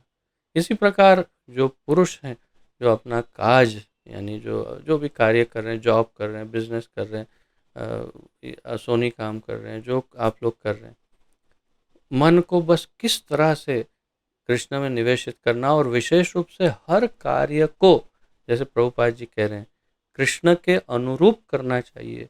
और हमारे हर कार्य को ऐसे ढालना चाहिए कि वो कृष्ण के लिए हों। अर्थात अगर आप धन भी कमा रहे हैं तो एक फ्लैट में से 3 फ्लैट करने के लिए नहीं, किंतु भगवान को मैं इसमें से किस प्रकार आनंद दूं, वो सोचने के लिए कमाना चाहिए। किंतु हम अगर हमारी चेतना शुद्ध नहीं तो हम चोला तो पहन लेंगे, वस्त्र तो ऐसे पहनेंगे, एक भक्त की तरह गले में कंठी होगी, तिलक होगा, सब होगा, चोटी अच्छी रखेंगे, बढ़िया, लेकिन मन के अंदर क्या घूम रहा होगा कि और धन कमाना है, ऐसे कमाना है, वैसे कमाना है, कैसे भी कमाना है, और 1 से 4, 4 से 6 फ्लैट बनाना है, और खूब ऐशो आराम से फिर अपने परिवार को रखना है, हमें भी रहना है। पुनरपि जननम पुनरपि मरणम पुनरपि जननी जठरे शयनम। अर्थात शंकराचार्य कहते हैं ऐसे सोच वालों को बारंबार किसी न किसी माँ के गर्भ में शयन करना पड़ता है, और फिर बारंबार उसको मरना पड़ता है, जन्म लेना पड़ता है, और सारे दुख भोगने पड़ते हैं, क्योंकि भौतिक सोच है। लेकिन अगर अपनी सोच कृष्ण भावना भावित हो, यानी आप जो भी कर रहे हो वो कृष्ण के लिए, तो फिर जीवन पूर्ण रूप से बदल जाएगा। उदाहरण के रूप में समदर्शी माधव प्रभु और उनका परिवार है। अवश्य ही भौतिक कार्य कर रहे हैं सारे, यानी बिजनेस कर रहे हैं, सब कर रहे हैं, लेकिन मैं देख पा रहा हूँ कि उनका जो पहले संघर्ष था वो संघर्ष कहाँ अदृश्य हो गया।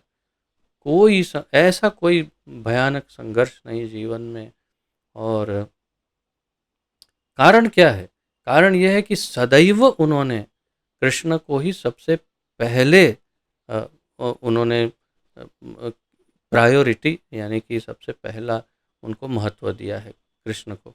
और मैं उनको कहीं इतने 12-13 वर्षों, कई वर्षों से जानता हूँ, और जितने वर्षों से देख रहा हूँ उनको, मैं यही देख रहा हूँ कि उनको कभी भी कोई भी कृष्ण संबंधित कार्य दिया जाए तो वे सबसे पहले यही सोचते हैं कि हाँ यही मुझे पहले करना है, बाकी सारे। कभी मुझे ऐसा स्मरण नहीं कि उन्होंने मुझे एक आध बार ऐसा कहा हो। मैं ट्राई कर रहा हूँ स्मरण करने का, मुझे नहीं स्मरण आ रहा है कि उन्होंने कहा हो, प्रभु जी आज तो मुझे ये काम है, ऐसा एक बार भी नहीं कहा उन्होंने। जब भी कहा प्रभु जी आप ये सेवा करेंगे, हाँ प्रभु जी करेंगे। तो ये भाव जब हो, यानी हम जब कृष्ण के लिए हर कार्य कर, तो कृष्ण हमारे कार्य बहुत सरल करेंगे और सब कुछ ईज़ी हो जाएगा। अब ईज़ी होने लगा, पैसे आने लगे, अगर धन आने लगा, सुख आने लगा, तो फिर ऐसा नहीं कि बाद में कृष्ण को भूल जाओ, फिर भी कृष्ण में ही निवेशित रहो। आप देख सकते हैं अभी भी पूरा परिवार जब भी जहाँ भी आवश्यकता हो, वही सबसे मूल रूप में सेवा में रहते हैं। तो उनकी चेतना में कृष्ण है, तो ये संभव है। मन में कृष्ण है, मूल स्थान कृष्ण का है, मुख्य स्थान कृष्ण का है, तब ये संभव है। अगर कृष्ण का स्थान मुख्य ना हो तो ये संभव नहीं। यही प्रभुपाद जी बताना चाहते हैं। तो इस प्रकार मन कृष्ण पर स्थिर रहेगा।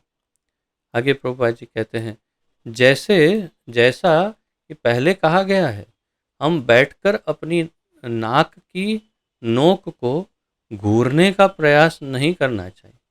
तो जैसे भगवत गीता में मैं बता रहा था ना आपको, प्रभुपाद जी आगे इसकी भर्त्सना करेंगे कि जैसे भगवत गीता में बताया, अर्जुन ने भी स्वीकार नहीं किया।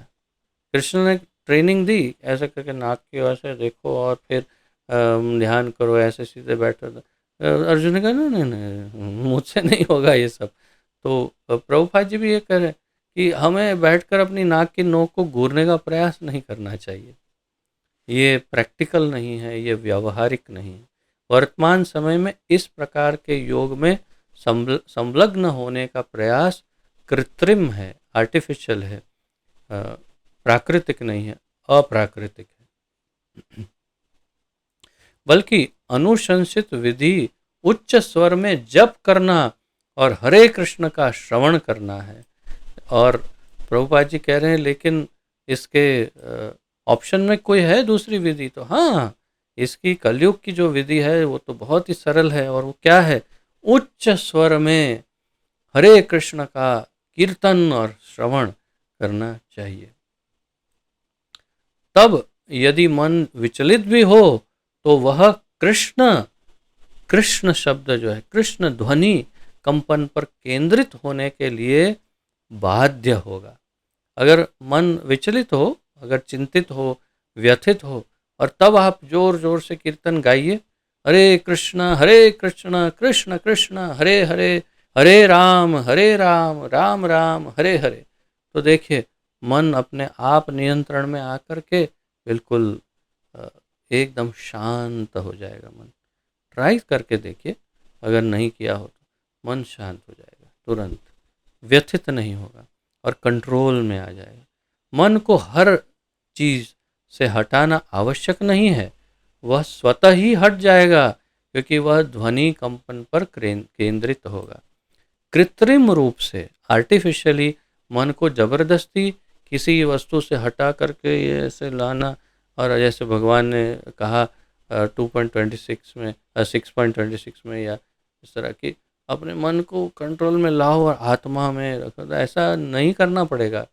कृत्रिम रूप से पहले के योगी को करना पड़ता था, लेकिन अब के इस कलयुग के योगी को ऐसा नहीं करना पड़ेगा। उसको केवल हरे कृष्ण कीर्तन करना है। जब हरे कृष्ण कीर्तन करेगा तो मन उस विषय से हट करके अपने आप कृष्ण में निवेशित हो जाएगा, कृष्ण में लग जाएगा। या हम किसी वाहन के गुजरने की आवाज़ सुनते हैं, यदि हम, क्षमा करिए, यदि हम किसी वाहन के गुजरने की आवाज़ सुनते हैं, कल मैं बता रहा था कि प्रभुपाद जी ये उदाहरण देते हैं, तो हमारा ध्यान स्वतः ही हट जाता है। अगर हम अभी यहाँ से कोई टी कुछ ऐसे कुछ निकलेगा व्हीकल, तो एकदम से मेरा ध्यान अंदर से ऐसे होगा, ओह क्या कोई आवाज़ आ रही है, तो अपने आप मन भटक जाता है। इसी प्रकार यदि हम निरंतर हरे कृष्ण का जप करते रहें तो हमारा मन स्वतः ही कृष्ण पर केंद्रित हो जाएगा। क्यों? क्योंकि एक ध्वनि है, दिव्य ध्वनि, जैसे हॉर्न की ध्वनि पी, तो मन एकदम चला गया। ऐसे कृष्ण हरे कृष्ण हरे कृष्ण हरे कृष्ण, तो मन अपने आप इस ध्वनि पर केंद्रित हो जाएगा और धीरे धीरे धीरे धीरे धीरे धीरे उनके चरणों में और उनका प्रेम, श्रवण आदि शुद्ध चित्ते करे उदय, अंदर से कृष्ण प्रेम अपने आप जागृत भी हो जाएगा।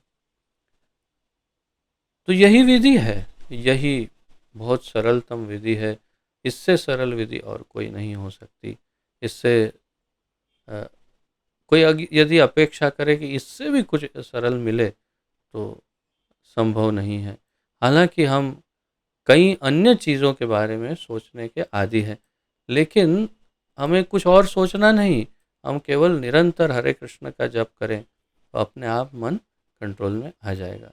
ये पूर्णता का मार्ग इस ग्रंथ से, इस पुस्तक से लिया गया था। Path of perfection Prabhupada ji का जो ग्रंथ या पुस्तिका है जो उन्होंने लिखी है, उसमें से इसे लिया गया था। तो बहुत सरल है, हमें निरंतर हरे कृष्ण का जप और कीर्तन करना है और हमारा मन नियंत्रण में आ जाएगा और केंद्रित हो जाएगा कृष्ण पर। ये ही इसका उपाय है। तो यहाँ पर आज विराम लेते हैं और यदि किसी का कोई प्रश्न आदि हो तो प्रस्तुत कर सकते हैं। आप सबका मैं स्वागत करता हूँ। और आज जैसे सनातन रूप प्रभु सुबह के कार्यक्रम में ये निवेदन कर रहे थे कि हमें प्रश्नोत्तरी का एक अलग सेशन रखना चाहिए, किंतु जब पूछा गया सभी से तो एक भी व्यक्ति ने हाथ नहीं उठाया। तो फिर लगा कि यही प्रश्नोत्तरी ठीक है, जिसके प्रश्न हो इसमें ही पूछ ले और मैं प्रयास करूँगा समाधान करने का। और यदि नहीं दे पाए या तो आप नहीं पूछ पाए तो व्हाट्सएप जी तो है ही हमारे पास सेवा में, व्हाट्सएप जी का प्रयोग करें और मुझे व्हाट्सएप पर पूछें और जैसे समय मिलेगा मैं आपको उत्तर देने का प्रयास करूँगा। तो यदि किसी का कोई प्रश्न है तो आप सबका स्वागत है। आप अपने वीडियो भी ऑन कर सकते हैं ताकि मैं देख रहा हूँ अभी मेरे सामने 32 भक्त टोटल है, बहुत अच्छा है। लेकिन इसमें से बहुत कम के वीडियो ऑन है। आप वीडियो ऑन करें तो आपके दर्शन कर सकते हैं सभी, विशेष रूप से फेसबुक लाइव पर और फिर यूट्यूब में भी। जी, शिवपति शंकरशन प्रभु जी, आप कृपया अपना प्रश्न प्रस्तुत करें। हरे कृष्ण प्रभु जी, माता जी श्री चरण में दंडवत प्रणाम। श्री गुरु महाराज की जय। तो जी मेरा प्रश्न है, आपने अभी अभी बताया जो संत जो तुकाराम थे उनके स्वयं गरुड़ जी लेने आए थे भगवान के साथ, लेकिन उनका पत्नी भी भक्त नहीं थे और इसलिए एक बार क्लास में अपनी बताई वो पूरे गांव वाले के साथ आए थे, गांव वाले के सामने आए थे। तो वो लोग शुद्ध भक्त नहीं थे, फिर भी गरुड़ जी का दर्शन उन सबको कैसे हुआ? गांव वाला या उनका पत्नी को कैसे दर्शन? आपसे किसने कह दिया कि गांव वाले भक्त नहीं थे? क्या ऐसी चर्चा कहीं आपने पढ़ी या सुनी या ऐसा आलेख कहीं सुना? और क्या ये संभव है कि जिस गांव में साक्षात तुकाराम जी जैसे परम भक्त शिरोमणि अगर प्रकट हो और उस गांव में कोई भक्त ना रहे, ऐसा क्या हो सकता है? उन्होंने पूर्ण गांव को ही परिवर्तित करके भक्त बना ही दिया। ये तो निश्चित बात है ना प्रभु। आप आज की तारीख में इतने 500 वर्ष पूर्व महाप्रभु के बस थोड़े से समय के बाद ही, उसी समय लगभग आए थे तुकाराम जी। तो आज भी अगर आप देहू में जाएंगे, मैं तो गया हूँ, हर एक दीवार पर हरे कृष्ण महामंत्र पेंट किया हुआ है, हर एक दीवार पूरे गांव में। और पूरे गांव का वातावरण जो है वो भक्तिमय आज है। तो जब तुकाराम जी होंगे तब कैसे होगा, सोचिए आप। तो पूरे भक्त, अगर भक्त नहीं होते तो गरुड़ जी क्या उन सबको दर्शन देते? और अगर चलो मान लेते हैं एक बार कि अगर हो भी गए, जैसे कृष्ण पधारे, कृष्ण कब पधारे थे? जब कुरुक्षेत्र के मैदान में कौरवों के बीच में इतने कंस आदि असुरों के, तो क्या वो लोग सब भक्त थे? नहीं थे। फिर भी उनको दर्शन हुए, लेकिन क्या हुआ, क्या लाभ हुआ? हाँ, कुछ तो अज्ञात सुकृति हुई होगी, किंतु ऐसे तो वैकुंठ तो सीधे उड़ के नहीं चले गए एकदम से। तो तात्पर्य ये है कि भगवान या उनके वाहन या विमान आदि आ सकते हैं सबके सामने। और वैसे तो गांव भक्त ही था, किंतु अगर कोई भक्त ना भी हो तो देखा, जैसे उनकी पत्नी नहीं, ये डोर बंद कर देना लीलामणि सर। तो ये सबके सामने जब आए और दर्शन दिए सबको, जैसे उनकी पत्नी भी है, तो उनका तो भाव बना ही नहीं। भगवान के वाहन आए हैं, गरुड़ जी आए हैं, दर्शन हो रहे हैं, मैं तो धन्य हो गई, ऐसा कुछ नहीं। उनको तो अपने बच्चों की, परिवार की, संसार की मोह माया में ही ऐसी लिप्त। और बहुत ही ये सूचक भी है, पूरे जीवन वो ताना देती रही।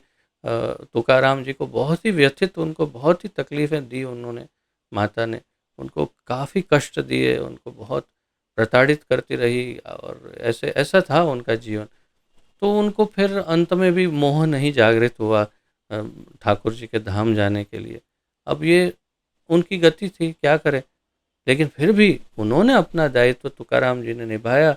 उन्होंने वहाँ जाकर भी अवश्य ही सिफारिश तो की होगी कि ये मूर्ख जीव है, लेकिन कृपया आप इसे धाम ले आइएगा।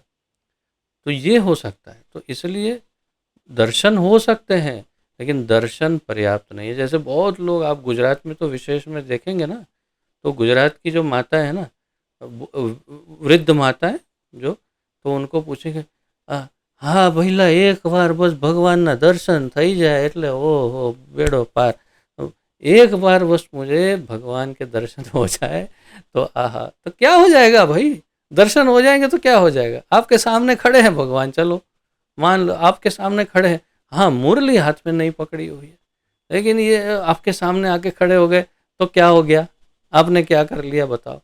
और क्या गारंटी है कि आपके सामने भगवान कभी आए ही नहीं है, आ ही गए होंगे मान लो, लेकिन क्या हो गया, उससे क्या फ़र्क हो गया। तो आपके सामने आँखों को देखना वो इतना महत्वपूर्ण नहीं है, आपके हृदय में कृष्ण बस जाए और हृदय के राजा हो जाए कृष्ण, और सदैव आपकी चेतना में राज्य करे कृष्ण, तब आपका उद्धार होगा। केवल दर्शन से कुछ नहीं हो जाएगा, ये इसका प्रमाण है प्रभु। क्या मैं आपका उत्तर दे पाया? जी बहुत। धन्यवाद प्रभु। और किसी का कोई प्रश्न?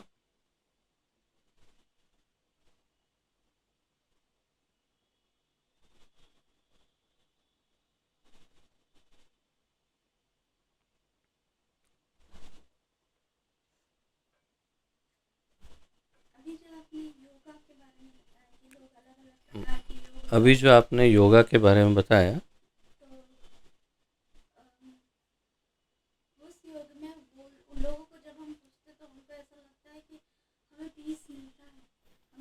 तो जब हम उनको पूछते हैं तो वो बताते हैं कि हमको पीस यानी शांति मिलती है वो योग से।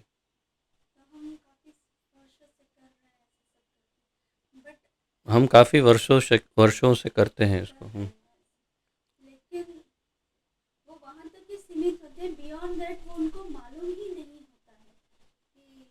तो वो वहीं तक सीमित होते हैं, उन्हें उससे आगे पता ही नहीं होता है।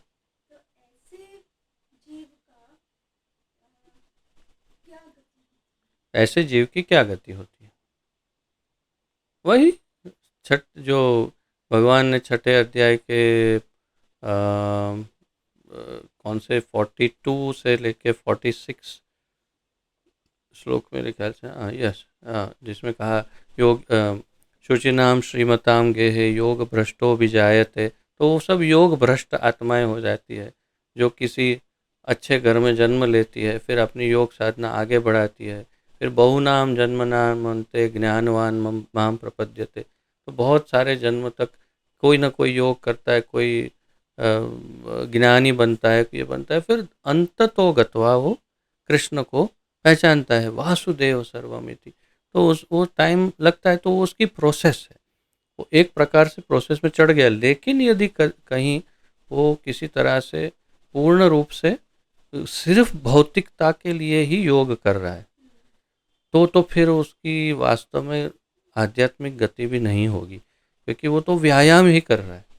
लेकिन अगर थोड़ा सा भी अगर चिंतन करता है, थोड़ा सा स्वल्पम अपि अस्य धर्मस्य त्रायते महतो भयात्, अगर थोड़ा सा भी अगर प्रयास कर रहा है भगवान की तरफ बढ़ने का, तो फिर वो योग भ्रष्ट हो करके आगे उसकी योग क्रियाएं चलती रहेगी, अंत में जब भक्त बन जाएगा तब वो मुक्त हो पाएगा। ऐसे या तो फिर जैसे हमने ब्रह्म संहिता में पढ़ा था कि जो ध्यान योगी है वो ध्यान करते करते ध्यान के माध्यम से भगवान के चरण कमल के नख का दर्शन कर सकते हैं। इतना उन्नत हो सकते हैं एक ध्यान योगी कि वे भगवान के चरण के नख का दर्शन कर सकते हैं, और जैसे ही वो दर्शन करते हैं वहाँ से जो वहाँ के क्षेत्रपाल है आकर के उन्हें पीट पीट करके वहाँ से भगा देते हैं कि चलो भागो यहाँ से, अब तुम्हारा काम नहीं, बस हो गया ना दर्शन, चलो भागो, तुम्हारा यहाँ कोई काम नहीं, प्रवेश नहीं। कहने का तात्पर्य है कि प्रेम नहीं, भाव ही नहीं, सेवा का कोई इरादा नहीं, कोई इच्छा नहीं, तो कैसे वहाँ पर रहेंगे। इसलिए बस भगवान केवल इतनी कृपा करते हैं कि उन्हें नख का दर्शन करा के वहाँ से लौटा देते हैं, और वो भी क्षेत्रपाल वहाँ से उनको भगा देते हैं। ये हमने ब्रह्म संहिता में पढ़ा था जब हमने अध्ययन किया था।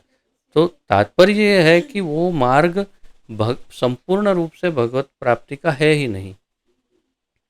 उसी तरह ज्ञान मार्ग, बहुनाम जन्म नामन्ते ज्ञानवान माम प्रपद्यते, अगर प्रपद्यन्ते तो, और वे कहते हैं समहात्मा सुदुर्लभा, लेकिन ऐसे तो कोई सब नहीं होते ज्ञान मार्गी। ज्ञान मार्गी इधर उधर भटक भटक भटक कर गोल गोल घूम करके फिर ज्ञान में कहीं विलीन हो जाएंगे, और अंततोगत्वा या तो फिर मोक्ष सायुज्य मुक्ति की कामना करेंगे, मोक्ष चाहिए मोक्ष चाहिए, चलो मोक्ष ले लो, खत्म करो, यानी अपनी आइडेंटिटी अपनी पहचान को खत्म कर देंगे। तात्पर्य यह है कि उन्हें भगवत प्राप्ति और उस रस का, भगवान के सानिध्य का, उनकी सेवा का वो रस मिलेगा नहीं, क्योंकि उनकी इच्छा ही नहीं है हृदय में।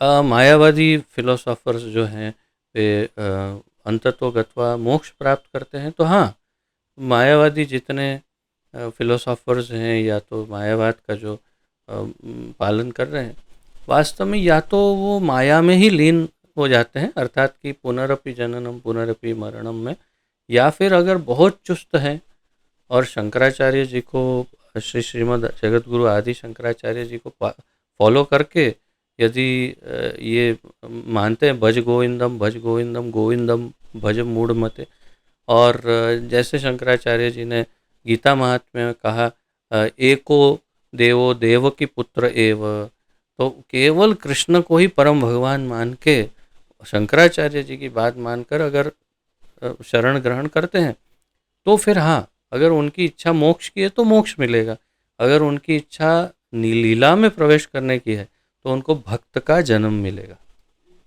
फिर उन्हें भक्त बन करके अपना जीवन पूर्ण करना होगा। तो यहाँ हमारे सामने ये जितने भक्तगण हैं और जितने भी हमारे आसपास जितने भक्तगण हैं, वो उन सभी योगियों से करोड़ों कोटि उन्नत हैं। भले वो बाह्य रूप से कैसे भी सिंपल हो, कैसे भी अगर उनको ठीक से भाषा बोलनी ना आती हो, रहन सहन नहीं आता हो, कुछ नहीं, कोई बात नहीं है। जैसे गोपियाँ, ब्रज गोपियाँ, कुछ नहीं आता, कोई बात नहीं, पर सर्वश्रेष्ठ है, उनसे उत्तम और कोई नहीं है, उनकी तुलना में और कोई नहीं है। योगियों की तो बात ही नहीं कर सकते हम, जब गोपियों की बात करते हैं उतनी उन्नत है गोपियाँ। तो ये भक्ति योग इतना पूर्ण और इतना शक्तिशाली है कि इसमें जो है वो तो ठाकुर जी को प्राप्त कर ही लेगा, और गुरु कृपा, कृष्ण कृपा, राधा रानी की कृपा होगी, तब तो फिर चिंता ही नहीं है। लेकिन इसके लिए विनीत बनना होगा, विनम्र होना होगा, अपने अंदर का जो कोई अहंकार है, इच्छाएं हैं, कामनाएं हैं, उन्हें सबको कृष्ण में विलीन करना होगा, तब हम निश्चित रूप से मुक्ति प्राप्त कर सकते हैं कृष्ण लोक में, कहने का था। ओके, देखा कैसे प्रश्न का उत्तर में हमें ये एक मंथन है जिसको उसमें से मक्खन निकलता है। तो जब कोई प्रश्न पूछता है तो उसमें से बहुत अच्छा ज्ञान हमें प्राप्त होता है सबको। उचित है, तो फिर यहाँ पर विराम लेते हैं। अगर और कोई प्रश्न ना हो तो, और कोई प्रश्न हो तो भी व्हाट्सएप पर भेजिएगा। हम लोग हमेशा समय का अतिरेक करते हैं, सारी समय सीमाएं को उल्लंघन कर देते हैं, और हम 5:30 की जगह 6 बजा देते हैं जो मेरा बहुत मेरी पुरानी आदत है, समय मर्यादा ना संभालने की। तो इसलिए तो मुझे भगा दिया था, ये कार्यक्रम दूसरे ग्रुप का था, समझ 7 मिनट लेट पहुंचा तो मुझे बंद कर दिया उन्होंने प्रोग्राम। तो आज आप लोगों के साथ मैं नित्य कर पा रहा हूँ, तो ये थी तो कृपा ही, लेकिन समय मर्यादा मैं नहीं संभाल सकता हूँ, तो इसके लिए क्षमा चाहता हूँ। आप सब बने रहिएगा। अब हम सम्मिलित रूप से गुरु महाराज के लिए प्रार्थना करेंगे। तो जगोद्धारक श्री हरिनाम संकीर्तन महायज्ञ की जय। कलयुग पावन हरे कृष्ण महामंत्र की जय। श्री हरिनाम प्रभु की जय। पतित पावन जगत गुरु श्रील प्रभुपाद जी की जय, जिन्होंने इतनी कृपा करके हमें ये सब ज्ञान प्रदान किया। हमारे परम करुणामय श्री गुरुदेव गुरु महाराज की जय। आप सभी वैष्णवों की जय। वांछा कल्पतरुभ्यश्च कृपा सिंधुभ्य एव च पतितानां पावनेभ्यो वैष्णवेभ्यो नमो नमः। आप सबके चरणों में बारंबार दंडवत प्रणाम। आप सबका बहुत बहुत बहुत बहुत धन्यवाद। हरे कृष्ण।